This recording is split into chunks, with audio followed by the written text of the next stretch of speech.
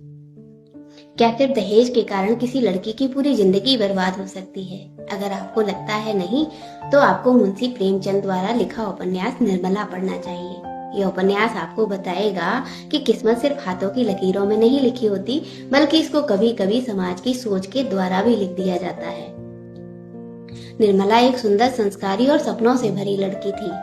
उसकी शादी एक योग्य युवक के साथ तय हुई, लेकिन दहेज की मांग ने सब कुछ तबाह कर दिया। रिश्ता टूट गया और बदनामी के भय से उसकी शादी उससे कहीं अधिक उम्र के विदुर तोताराम से कर दी गई, जिसके उससे पहले से ही दो बड़े बड़े बेटे थे। निर्मला ने पूरी कोशिश की एक आदर्श माँ और एक आदर्श पत्नी बनने की, लेकिन उम्र के अंतर और समाज की सोच ने तोताराम के मन में एक जहरीला शक पैदा कर दिया। उसे लगता था कि निर्मला और उसके बड़े बेटे के बीच कुछ अनुचित चल रहा है। यह शक पूरे परिवार को तोड़ देता है। रिश्ते टूट जाते हैं और निर्मला की जिंदगी संदेह की आग में जलने लगती है।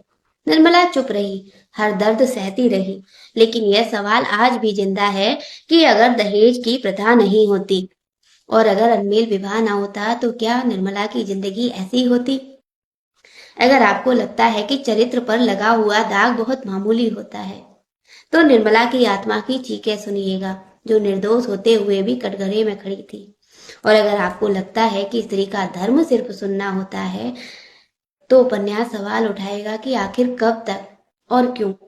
और अगर आपको लगता है कि समय बदल गया है, तो अखबार पढ़िएगा जनाब, आपको कहीं ना कहीं खबरों में एक निर्मला मिल ही जाएगी। और अगर आपको लगता है कि कहानियां सिर्फ मनोरंजन के लिए होती हैं, तो याद रखिएगा, निर्मला उपन्यास को लिखा था मुंशी प्रेमचंद ने, जो कहानियों की आड़ में छिपा करके समाज की कड़वी सच्चाइयां कह जाते थे। अगर आपने यह उपन्यास पढ़ा है, तो मुझे कमेंट बॉक्स में अपनी प्रतिक्रिया जरूर दीजिएगा। और अगर आपने यह उपन्यास अभी तक नहीं पढ़ा है, तो इसे एक बार जरूर पढ़िएगा। ये आपको गहराई तक छू जाएगा। धन्यवाद।